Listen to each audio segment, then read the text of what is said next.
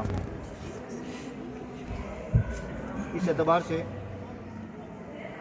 کہ مسجد اقصیٰ کے کمپاؤنڈ کے اندر موجود ہیں، بیت المقدس میں موجود ہیں، اور بیت المقدس کے اندر 5 مسجدیں ہیں، جیسے میں نے عرض کیا تھا۔ ان 5 مساجد میں مسجد قبلی نمبر 1، جسے حضرت عمر فاروق رضی اللہ تعالیٰ نے تعمیر کی، ٹھیک ہے، اور نمبر 2 یہ قبۃ صخرہ، نمبر 3 مسجد براق، مسجد براق شریف، انشاءاللہ وہ جمعے کے دن دیکھیں گے، اور باقی 2 مسجدیں وہ بھی پھر جمعے کے دن ہی آپ کو زیارت کرائیں گے، ٹھیک ہے۔ نبی کریم صلی اللہ علیہ وسلم کی روایت میں آتا ہے، حضرت عبد الرحمن بن عوف رضی اللہ تعالیٰ عنہ فرماتے ہیں کہ حضور علیہ الصلوۃ نے فرمایا کہ معراج کی رات قبۃ صخرہ کے داہنے ہاتھ میں نے امامت فرمائی، قبۃ صخرہ کے داہنے رائٹ جگہ پہ۔ کیا مطلب اس کا؟ کیا مطلب داہنے سے مراد؟ سیدھے ہاتھ پہ، Right. سیدھے ہاتھ۔ یہ حدیث یاد رکھیے گا، کیا فرمایا حضور صلی اللہ علیہ وسلم نے؟ امامت فرمائی، کن کو؟ امام انبیاء علیہم السلام کو۔ میں سمجھا کے بول رہا ہوں کہ معراج شریف پہ حضور صلی اللہ علیہ وسلم مکہ مکرمہ سے مسجد اقصیٰ تشریف لائے تھے۔ کہاں آئے تھے؟ جو جگہ میں نے بتائی تھی آپ کو یاد ہے؟ مسجد وہاں سے براق آئے تھے مسجد براق شریف، اور مسجد براق شریف میں جو آگے یہ لنک ہوگا میں آپ کو بتاؤں گا کہاں آئے تھے اور کس جگہ سے، کس گیٹ سے آئے تھے اور کہاں گئے تھے، اور پھر کہاں وہاں سے یہاں کہاں آئے تھے۔ لیکن ہم درمیان کے راستے کو چھوڑتے ہیں، نماز کے بعد آپ فوراً مجھ سے ملیے گا، نماز ہم یہیں پڑھیں گے ساتھ، ٹھیک ہے؟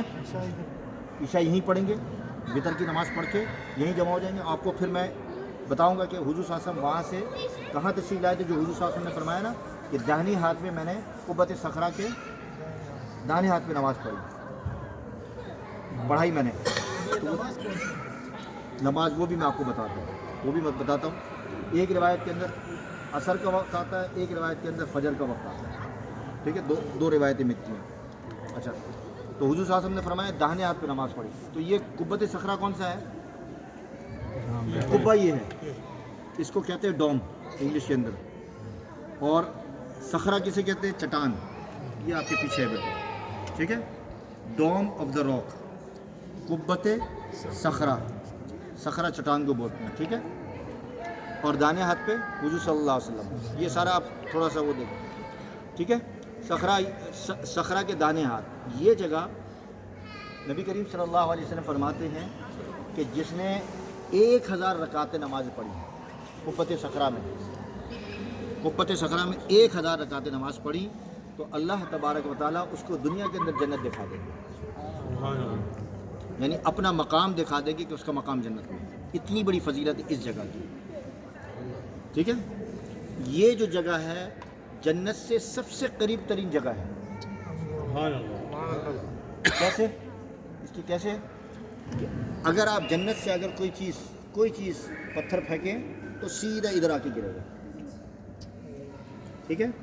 اس جگہ کے بارے میں نبی کریم صلی اللہ علیہ وسلم کی روایت میں آتا ہے کہ حضور صلی اللہ علیہ وسلم فرماتے ہیں کہ یہاں میزان قائم ہوگا، یہاں میزان قائم ہوگا۔ کیا مطلب؟ میزان جو ترازو ہوتا ہے وہ یہاں لگے گا، اور اس سے یہ پتہ چلتا ہے کہ میزان قائم ہونے کا مطلب یہ ہے کہ مسلمان پل صراط سے آئیں گے نا، تو پل صراط والی جگہ بھولنا نہیں ہے، کل آپ کو دکھانی ہے کہ کہاں لگے گا پل صراط، ٹھیک ہے۔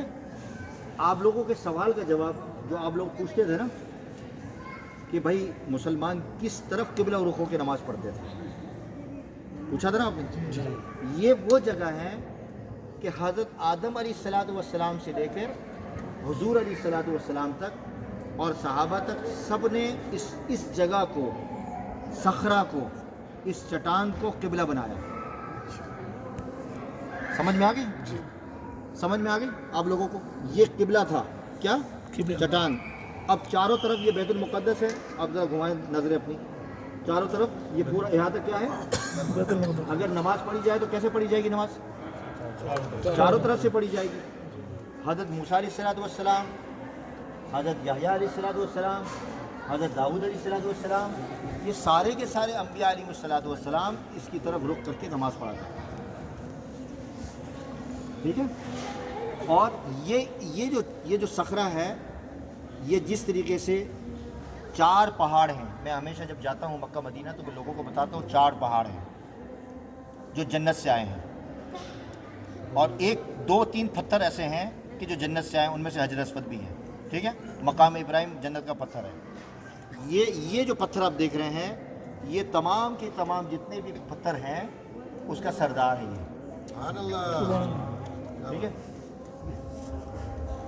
یہ جو ہے نعرے لگا رہے ہیں نا سبحان اللہ. تو یہ جو جگہ ہے یہ جنت کے جو پتھروں میں سے ایک پتھر ہے, یہ جنت سے آیا ہے. ٹھیک ہے, یہ بھی کتنے سے ہے؟ یہ جنت سے آیا ہے, یعنی تمام دنیا کے اندر جتنے پتھر ہیں اس کا سردار ہے.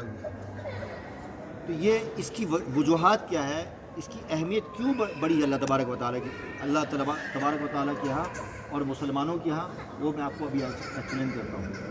میں نے جیسے بتایا تھا حضرات کو کہ حضور علیہ الصلوۃ والسلام کہاں سے تشریف لائے تھے, یہاں سے دائیں ہاتھ پہ آئے تھے.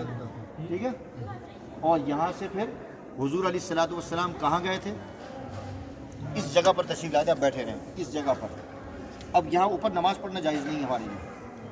یہاں تشریف لائے تھے نبی کریم صلی اللہ علیہ وسلم براق شریف میں. ٹھیک ہے, یہاں تک براق شریف آیا تھا. اور بعض روایتوں میں آتا ہے کہ براق شریف میں نبی کریم صلی اللہ علیہ وسلم تشریف نہیں لائے, وہاں سے یہاں آئے, براق شریف وہاں باندھا اور یہاں تشریف لائے, اور یہاں تشریف لانے کے بعد نماز پڑھائی, جو بھی میں آپ کو دکھاؤں گا نماز کے بعد. اور یہاں سے حضور صلی اللہ علیہ وسلم کا عروج الی السماء ہوا تھا. کیا ہوا تھا عروج الی السماء کا کیا مطلب, آسمان پر معراج شریف میں نبی کریم صلی اللہ علیہ وسلم آسمان پر تشریف لے گئے. گویا کہ یہ آسمان کا دروازہ ہے, اور دنیا کے اندر سب سے قریب ترین جو شہر ہے, سب سے قریب ترین جو جگہ ہے دنیا کے اندر جنت کے, وہ یہ سب سے قریب ترین جگہ یہ ہے. میرا ایک مضمون ہے, آرٹیکل ہے, میری فلسطین کی جو ڈائری میں نے لکھی ہے, اس میں ایک عنوان یہ ڈالا ہے سب سے قریب ترین جگہ, جنت کے سب سے قریب ترین شہر, یہ وہ جگہ ہے. جیسے میں نے بتایا اوپر جنت کی کھڑکی یہاں سے. حضور علیہ الصلوۃ والسلام مکہ سے بھی جا سکتے تھے, مدینے سے بھی جا سکتے تھے. اس کی 2 وجوہات ہیں. ابھی وقت نہیں ہمارے پاس, بہت سارا مواد ہے جو گفتگو کرنے کے لیے ہے, ہمارے پاس وقت نہیں ہے کہ ہم بات کو لمبا کریں. لیکن جو اہم جو چیزیں باتیں ہیں وہ آپ ذرا غور سے سنیں. میں اس لیے آپ لوگوں کو کہتا ہوں کہ آپ لوگوں نے انڈیویجولی اپنے گروپس کو لے کے آنا ہے. ہر بار میں آپ کو نہیں لا سکتا.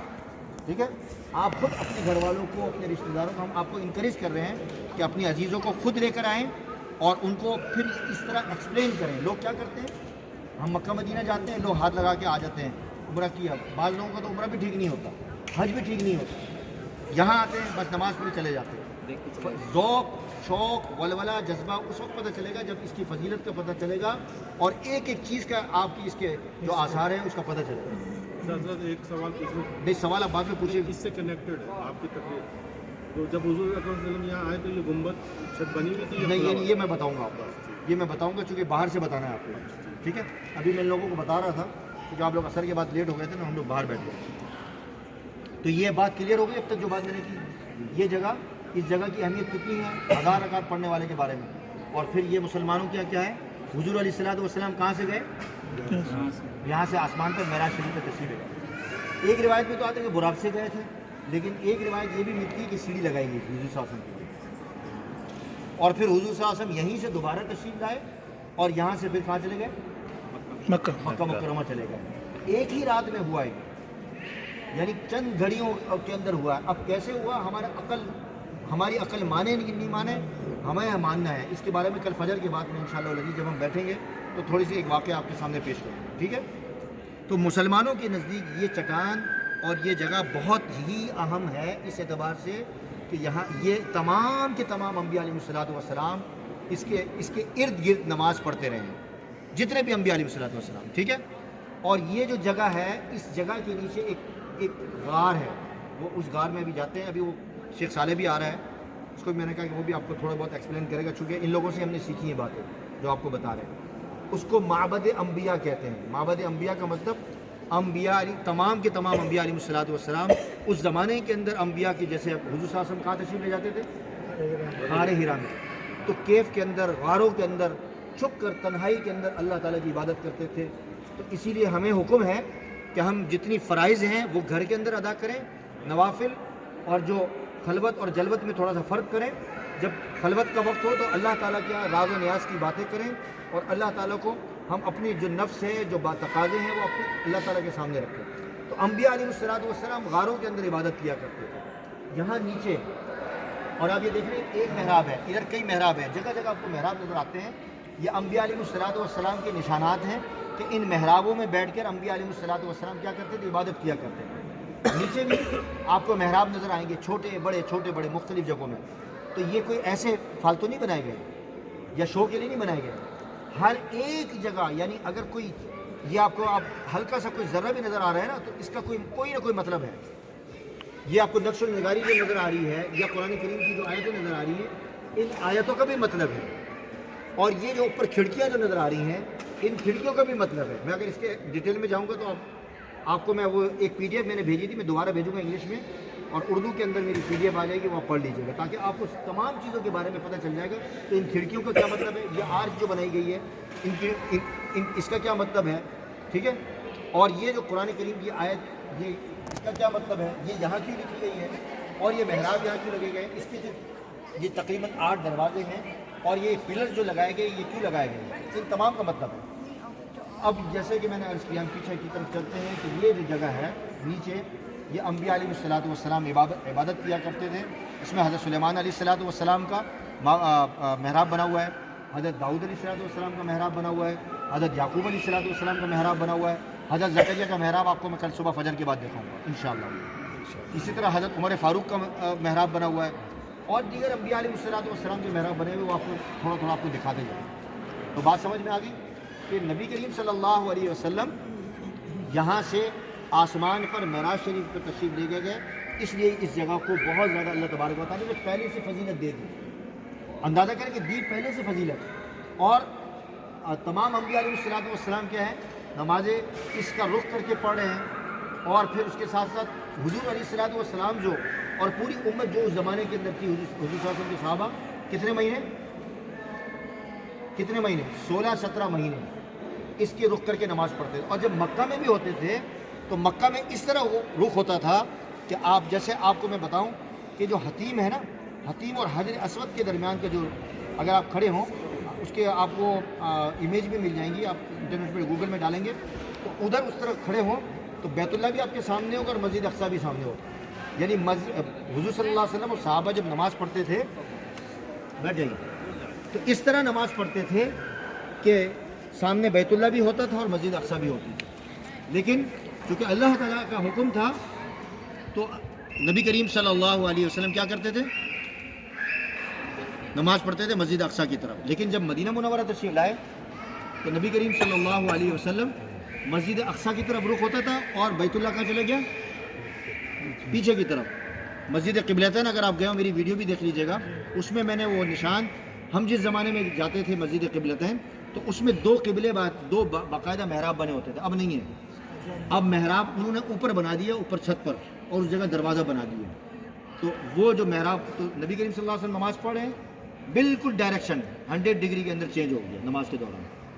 بیت المقدس کی طرف پڑھ رہے ہیں, بیت المقدس سے 100 ڈگری کا 180 کر کے تبدیل ہو گیا کہاں, بیت اللہ کی طرف. ٹھیک ہے, تو اس جگہ کی اہمیت کا اندازہ یہ ہے کہ نبی کریم سے بار بار میں لوٹا رہا ہوں کہ نبی کریم صلی اللہ علیہ وسلم کیا معراج شریف پہ تشریف لے گئے.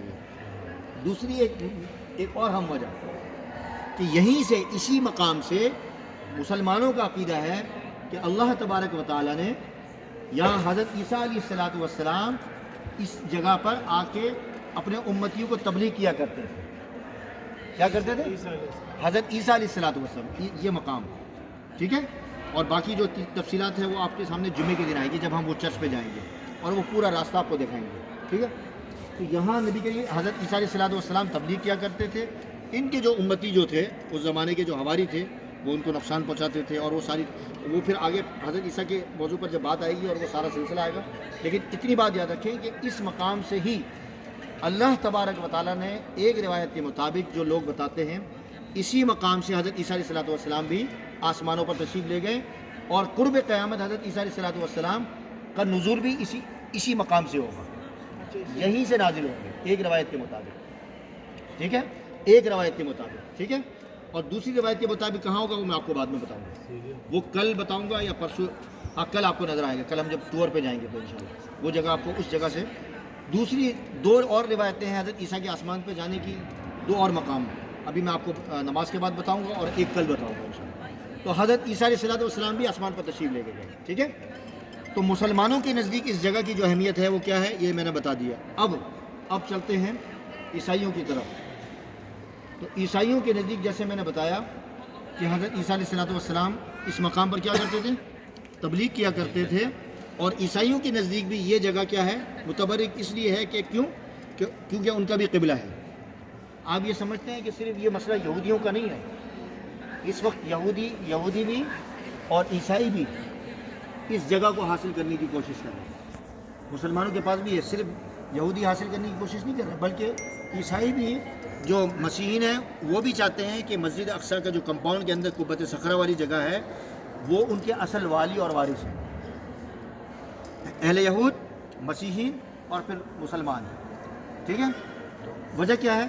حضرت عیسیٰ علیہ السلام کیا کرتے تھے، عبادت کیا کرتے تھے، تبلیغ کیا کرتے تھے اور ان کا قبلہ تھا، اس لیے وہ کہتے ہیں کیا، ان کی جگہ یہ ہے. تو عیسائیوں کے نزدیک بھی بہت زیادہ مقدس ترین مقام ہے. کلیئر؟ ان کا حضرت قبلہ ابھی بھی عیسائیوں کا یہ. ابھی بھی یہی. ٹھیک ہے، دوسری چیز آپ نے بتایا تھا پتھر سے مراد آپ اشارہ ہاتھ سے کرے تھے، پچھلا پیچھا یہ پتھر والا ابھی تو میں نہیں ہے. بتاؤں گا. یہ والا تو نہیں یہ نہیں پیچھا، ابھی میں اٹھ کے بتاؤں گا دوبارہ آپ کو. ٹھیک ہے، ہاں دیکھ لیے. ٹھیک ہے. تو اہل یہود کے نزدیک کیا ہے؟ اہل یہود کے نزدیک میں نے آپ کو صبح بتایا تھا، یاد ہے آپ کو؟ اس جگہ اس کا رخ کر کے وہ کیا کرتے ہیں، اپنی عبادت کرتے ہیں، نماز پڑھتے ہیں، جو بھی کرتے ہیں اپنے انداز سے وہ کرتے ہیں.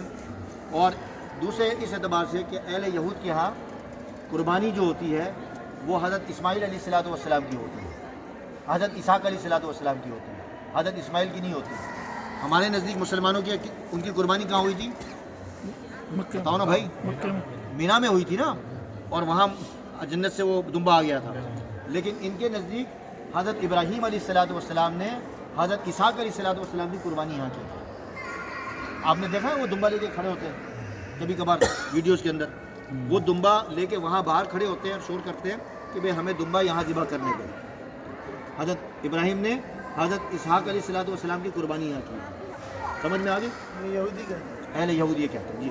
اور دوسرا یہ ہے کہ ہمارے یہاں جو زکوٰۃ کی قبولیت کے کیا ہے کہ حلال کمائی سے جو اللہ تعالیٰ کے یہاں جو فرض ہے زکوٰۃ وہ دے گا، اللہ تعالیٰ اس کو اجر بھی دے گا، اور وہ اس پر فرض ہے اس کو لازمی دینا ہی دینا ہے زکوٰۃ، اور اس پر فرض ہے اس کو زکوٰۃ دینا ہے 2.5%. لیکن ان کے یہاں یہ اس طرح طریقہ یہ ہوتا تھا کہ جو زکوٰۃ ہوتی تھی اس زمانے میں اہل یہود کے یہاں وہ اپنی زکوٰۃ کو یہاں لا کے رکھتے تھے کار کے چٹان پر، صخرہ پر، اور یہ صخرہ پر چٹان پر یہ اپنی زکوٰۃ رکھتے تھے. آگ آتی تھی اور آگ جو ہے وہ اگر جس کی اللہ تعالیٰ جس کی زکوٰۃ کو قبول کر لیتے تو اس کی وہ آگ جو ہے اس کو جلا دیتی تھی. جس کی زکوٰۃ کو اللہ تعالیٰ قبول نہیں کرتے تھے تو وہ زکوٰۃ یہیں پڑی رہتی تھی. لوگوں کو پتہ چل جاتا تھا کہ اس کی زکوٰۃ قبول نہیں ہوگی. اللہ کا احسان ماننا چاہیے کہ اللہ تعالیٰ نے ہمیں مسلمانوں کے گناہوں کو چھپا کے رکھا ہوا ہے. بنی اسرائیل کے ہاں یہ بھی ہوتا تھا کہ جو گناہ گار ہوتا تھا اس کے گھر پہ لکھا ہوتا تھا کہ گناہ گار ہے.